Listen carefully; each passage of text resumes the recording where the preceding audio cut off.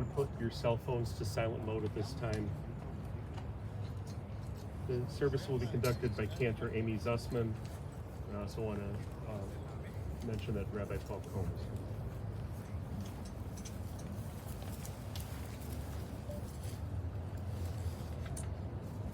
When our patriarch Jacob heard of the death of his son Joseph, he was so distraught with grief that he literally tore the garments that he was wearing. We have a ritual today called Kriya, where we tear a ribbon showing that we are in mourning, and it is as if there's been a tear in the very fabric of our lives with the loss of Larry. So I'd like to ask Michael and Maxine and Stacy to please rise.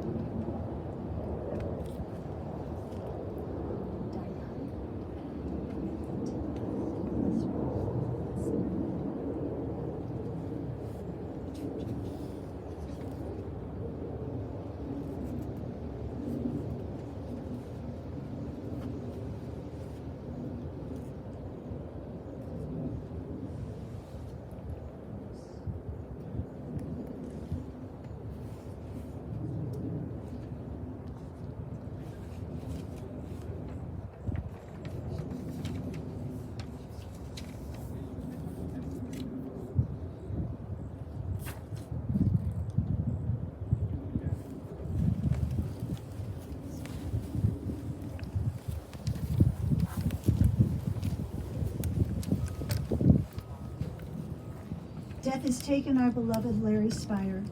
Our friends grieve in their darkened world. In their silence there is lamentation, in their tears there is loneliness. Lost in their sorrow, may they find the presence of loving friends. Hear them, O God, and be with them. For Larry's love that united us in life, in which death cannot sever, for his companionship that we shared along life's path, and which continues through the tenderness of memory, for the gifts of his heart and mind that brought us joy and happiness, and is now a precious remembrance. For all these and more, we give our thanks to God. In this time of grief, we listen to the voice of our sacred scriptures that brings us the ever-new message of God's nearness. It tells us of our kinship with the Creator, in light as in darkness, in joy as in sorrow, in life as in death. Adonai roi lo echsar bino deshe yarbitzeni almei menuchot yanaleni nafshi shovev yishovev yancheni v'magle tzedek yancheni v'magle tzedek l'man shemo gam ki elech b'getz hamavet lo irara ki ata imadi shiftecha umishantecha ema yenachamuni taharuch lefanai shulchan neged tzorerai dishanta vashem eroshi kosi revaya aktov chesed yerdefuni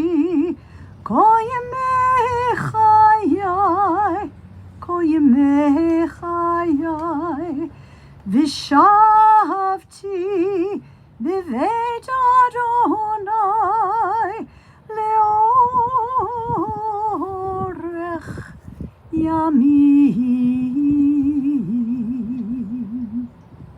Adonai roi lo echzor.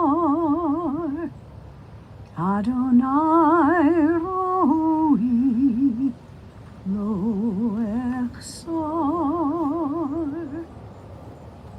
Inside your pamphlet, you'll find the translation to the psalm I just chanted, Psalm 23.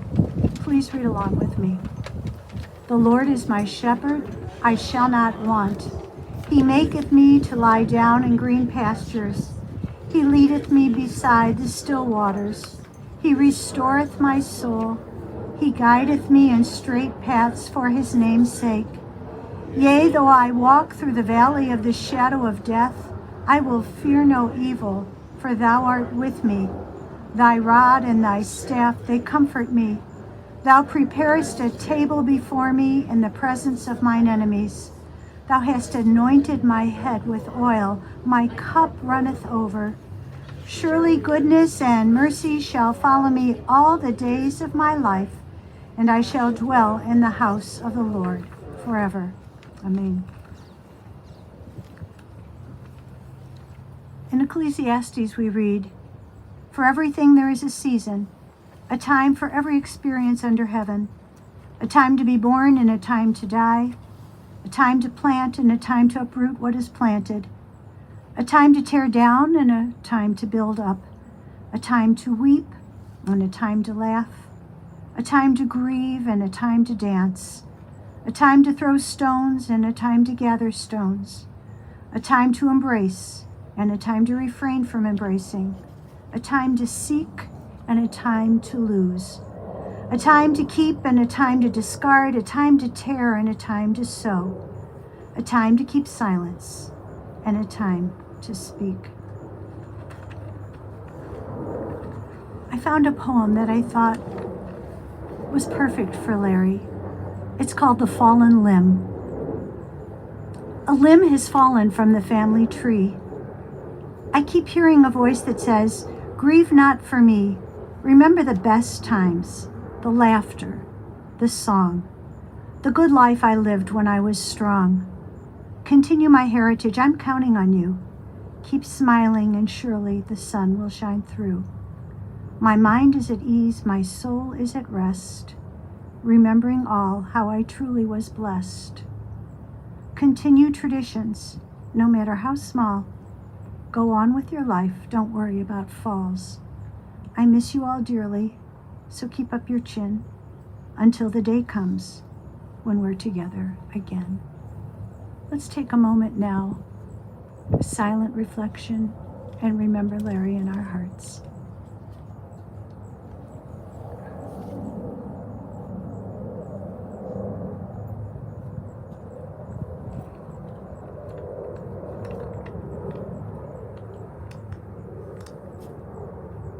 May the words of our mouths and the meditations of our hearts be acceptable in your sight, be acceptable in your sight.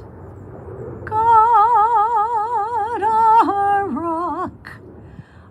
rock and our Redeemer. God, our rock and our Redeemer. Amen.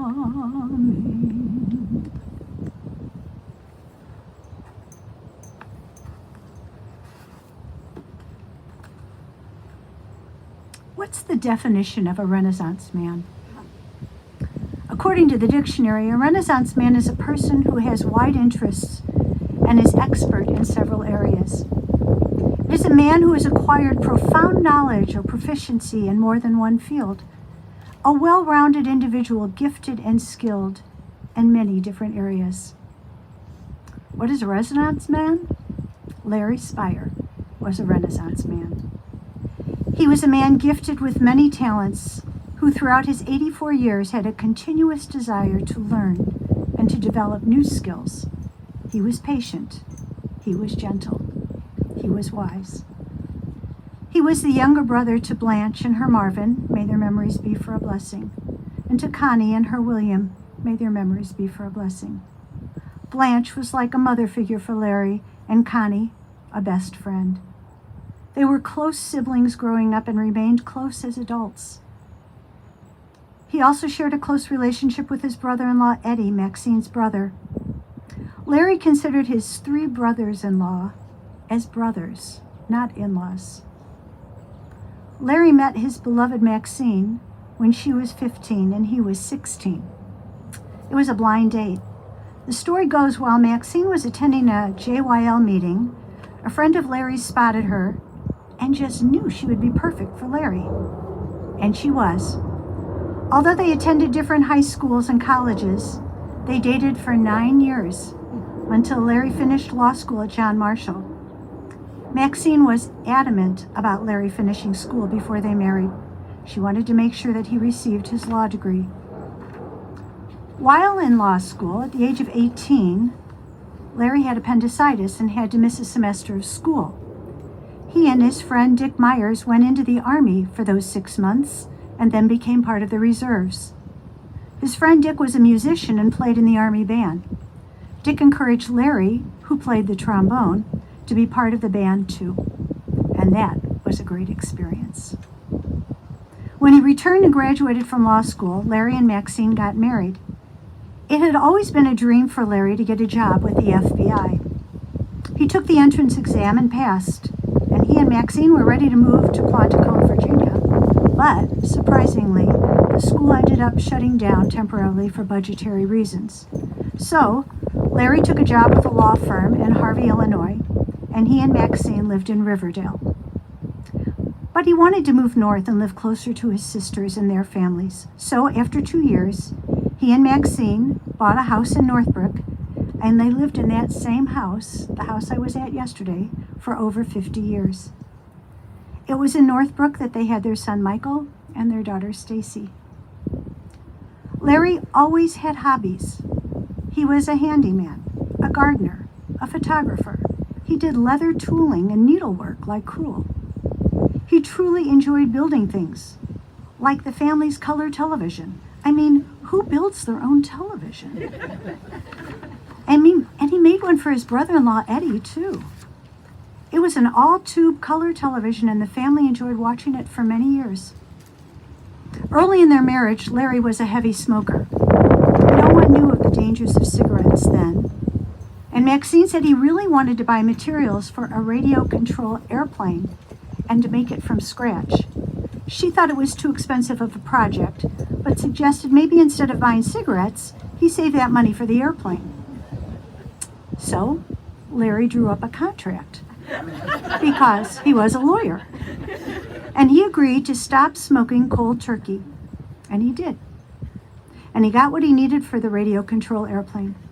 He put it together, and Michael fondly remembers going to Sky Harbor with his dad to fly the plane, and field trips to Toledo, Ohio to buy and sell new parts for the plane. Larry joined the Blue Max Flying Club and made some wonderful friends there. Larry had a passion for photography. At 12, he worked at a camera store, and at 18, he was hired as a photographer for weddings. He finished his basement in Northbrook, making a playroom, a laundry room, and then jackhammered through a concrete wall to create a darkroom. He did the project with his brother-in-law, Eddie, and they both developed hernias after that jackhammer episode. Larry retired from the law when he was 60, and he enjoyed a fabulous 22 years filled with hobbies and projects. He bought a scanner and then became a ham operator and learned Morse code. He took photography classes, developed his own photos in his darkroom, matted and framed them himself. I saw his photos firsthand yesterday when I was with the family. He left a part of himself on the Northbrook home walls. He loved to garden. Gardening in his backyard was his pride and joy. He was president of the Men's Garden Club at the Senior Center, and even grew his own grapes to make homemade wine. Stacy said the wine wasn't so good, but the grapes were delicious. Larry was a gifted mathematician. He enjoyed using his high math skills in Las Vegas, gambling at the craps table. It was like a science for him. He could count cards, analyze the odds, and almost always come out a winner. He was disciplined. He set a goal to win a certain amount, and when he did, he left the table. He was a wonderful storyteller. His children adored him. Yesterday, when I met with the family, both Michael and Stacy described him through laughter and tears as their superhero. He was a father who was open-minded, supportive, and a person with whom they shared some extraordinary experiences. Weekend father-son trips, a father-daughter cross-country driving trip. He cheered his children on and respected and took pride in their many talents. He studied the art Stacy loved, and he proudly displayed her work in their home. Michael inherited his father's passion for technology. When Larry became ill, Michael moved back home to help Maxine with his father's care. Larry and Maxine shared wedded bliss for 59 years. They had a deep love and undying respect for each other. Michael and Stacy don't remember ever hearing raised voices or arguments between their parents. Maxine supported and encouraged Larry's dreams, his goals, his hobbies. As Maxine shared memories of Larry with me yesterday, she had a gentle smile on her face, and although she teared up a few times, it was clear to see they shared a wonderful life together. Larry was the epitome of a Renaissance man, always enthusiastic about learning new skills, creating something new, be it gardening, putting together a radio control airplane, winning in Las Vegas, building a television for the family, taking photographs and framing them himself. He was a devoted brother, friend, a nurturing father, and a loving husband. Larry Speyer touched the lives and hearts of so many, and he will be greatly missed.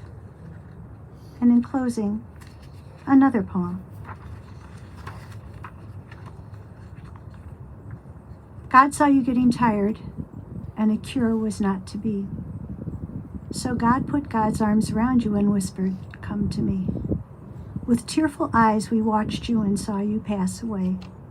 Although we loved you dearly, we could not make you stay. A golden heart stopped breathing, hard-working hands at rest. God broke our hearts to prove to us God only takes the best. Zichrono livracha. May the memory of Larry Speyer always be for a blessing. And let us say, Amen. And now please, if you are able, rise for the memorial prayer. El Male Rachamim.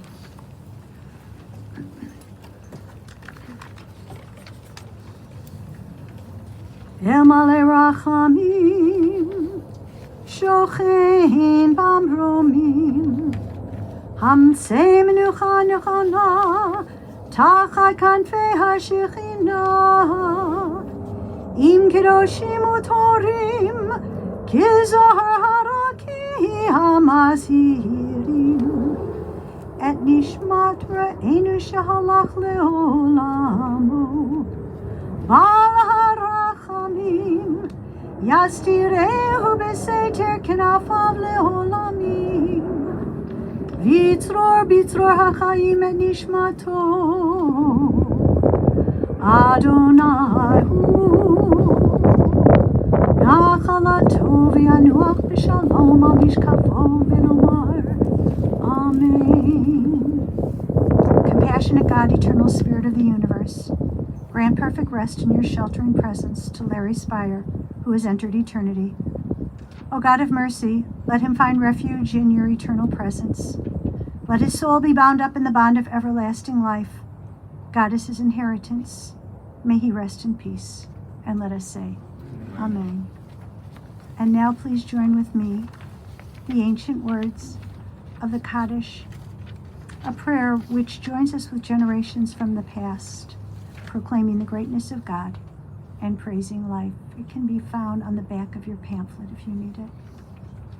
Yikadal v'yitkadash shmei Rabbah, B'alma divrach yirutei v'yamlich malchutei, B'chayechon u'v'yomechon u'v'chayei dechol Beit Yisrael, Ba'agala u'v'zman kariv v'imru. Amen.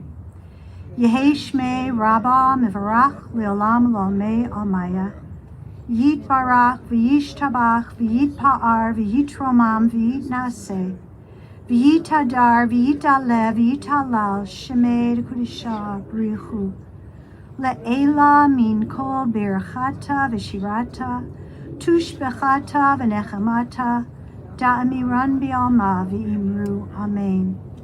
Yehei shlam araba min shamaya, v'chayim aleinu v'al kol Yisrael v'imru. Amen. Oseh shalom b'mromav, Hu ya'aseh shalom, aleinu v'al kol Yisrael v'imru. Amen. Oseh shalom b'mromav, Hu ya'aseh shalom, aleinu v'al kol Yisrael v'imru.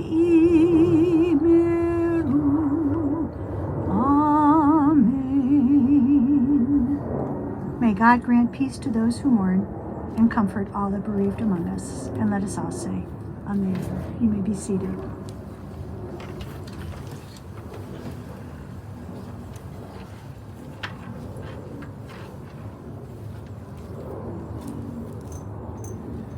Right now the casket's going to be lowered and the vault lid will be placed on, and everyone will have an opportunity to put some earth in the grave, after which time the family will be returning to Max and Benny's in Northbrook. The information's on the service folders we've handed out.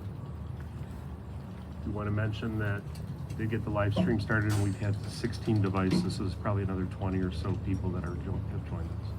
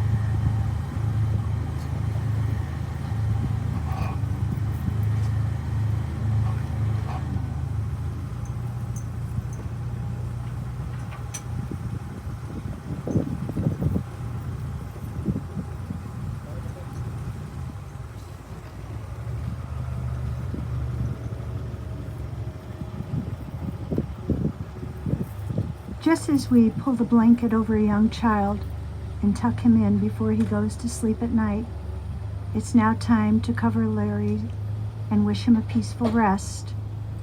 The act of helping to bury the deceased is the ultimate act of Gemilut Chasadim, one of the most significant acts of love and compassion that we can perform.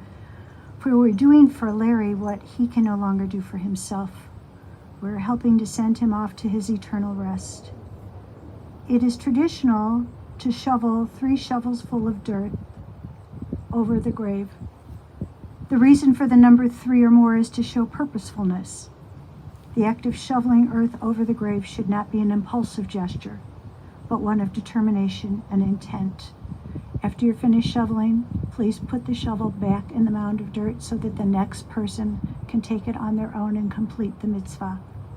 We'd like to first invite Maxine and Michael and Stacy.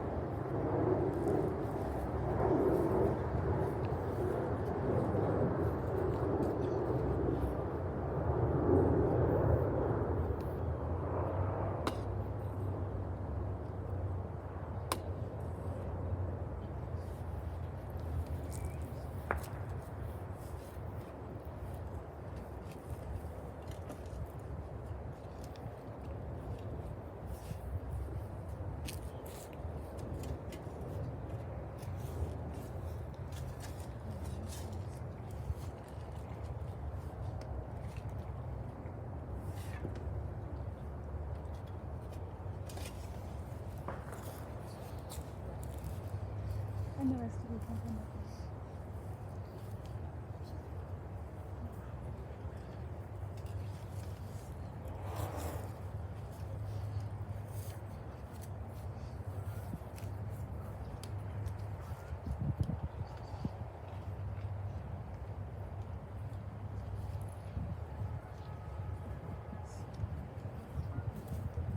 There's actually 2 shovels and there's sand, so whatever you